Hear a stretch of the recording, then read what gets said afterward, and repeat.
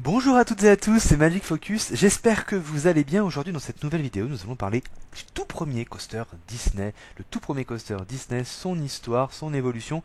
Il s'agit du Matterhorn Bobsled. Pour ceux qui connaissent, eh bien c'est cette fameuse montagne enneigée de Fantasyland à Disneyland Californie. J'espère que cette vidéo va vous plaire et que vous allez apprendre des choses comme d'habitude, alors c'est parti.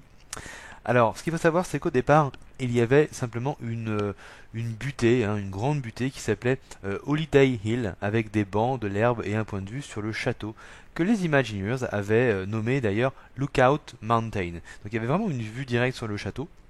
C'était une petite colline avec une vue sur le château qui était ma foi bien sympathique. Alors, dès les premières années, finalement, après l'inauguration de Disneyland, Walt Disney avait déjà envisagé une montagne qui devait s'appeler Snow Mountain. Donc c'était l'idée de départ avec un seul toboggan, en fait, simulant un parcours en bobsleigh. Et puis, en 1958, Walt Disney était en production du film qui s'appelle Third Man in the Mountain, donc le troisième homme sur la montagne. Et pour faire ce film, Walt Disney est allé en Europe et notamment en Suisse. Et il est tombé considérablement amoureux de la Suisse et surtout de la montagne, le Cervin, hein, cette fameuse montagne suisse. Alors quand Walt Disney a découvert le Cervin, il en tomba complètement amoureux et voulut en faire une réplique à Disneyland. Et ce qu'il a fait, c'est qu'il a envoyé une carte postale aux Imagineers avec trois mots écrits derrière, c'est-à-dire Build this please. En gros, merci de construire ceci. Donc ça c'est assez marrant comme anecdote.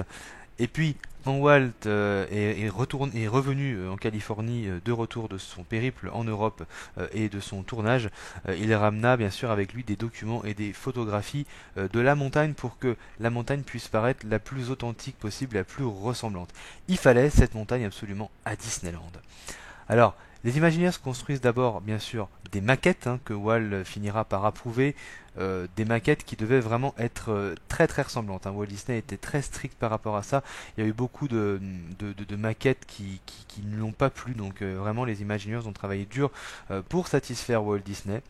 L'idée était alors de faire à l'intérieur deux circuits dans un style un peu coaster, un peu bobsleighs. C'est d'ailleurs toujours le premier coaster des parcs à thème Disney. Alors la montagne est en fait composée de plus de 2100 poutres d'acier et du coup, ça fait que c'est la toute première montagne au monde construite par la main de l'homme. Bah oui, parce que les montagnes sont naturelles. Là, on a une montagne qui est construite par la main de l'homme. Et c'est la première au monde. Alors, ensuite a été ajouté du contreplaqué pour supporter le travail de la fausse roche. Il y a un vrai travail qui est fait à ce niveau-là. Alors l'attraction aura coûté un total de 1,5 million de dollars, ce qui reste cher même à cette époque. Donc l'attraction a ouvert en juin 1959 et elle fait partie d'un package visant à agrandir rapidement Disneyland avec le monorail, mais aussi les Submarine Voyage. Voilà, donc c'était un tout en fait. Il y a eu une grosse inauguration cette année 1959 pour cette première phase d'expansion de Disneyland. Alors, il a fallu attendre 1978 pour avoir de nouveaux véhicules et le Yeti est arrivé pour renforcer la storyline puisque jusque-là, on visitait simplement la montagne et les Imagineers se sont dit tiens, si on faisait une storyline un peu plus poussée et comme on est à Fantasyland, pourquoi pas un côté un peu fantaisiste et donc ils ont décidé de mettre le Yeti à l'intérieur, l'abominable homme des neiges. Alors, il y a eu de nouveaux bobsleighs en 2012 et en même temps, ils ont fait également un nouvel animatronique. En 2015, il y a eu un nouvel audio animatronique avec de nouveaux effets, comme par exemple le mapping qui permet de simuler la neige, par exemple, des choses comme ça pour que ce soit encore plus intéressant visuellement pour le visiteur, pour le guest qui fait l'attraction. Alors, à l'intérieur de ce bobsleigh, bien sûr, de cette montagne, il y a un hommage au Skyway. Hein. Les Skyway, c'était ces attractions où on était en téléphérique et on traversait Fantasyland, jusqu'à Tomorrowland et de Tomorrowland à Fantasyland. Et en fait, le Matterhorn sépare naturellement Fantasyland de Tomorrowland.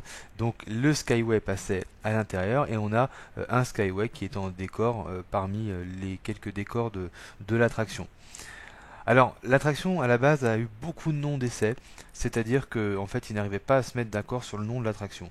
Donc, qu'est-ce qu'il y a eu comme nom? Il y a eu Snow Hill, Disneyland Mountain, Magic Mountain, Echo Mountain ou encore Fantasy Mountain. Alors à l'intérieur de cette montagne, bah, il y a un demi-terrain de basket en fait qui sert de, de repos aussi pour les cast members. Alors je sais pas si c'est toujours ouvert par contre, mais je sais qu'il y avait la possibilité avant pour les cast members eh bien d'aller se reposer et même faire du basket. Alors avant 2012, il y avait des grimpeurs qui célébraient à chaque fois l'anniversaire de l'attraction. On pouvait voir des grimpeurs tels des alpinistes finalement qui étaient véritablement équipés pour grimper dans cette montagne.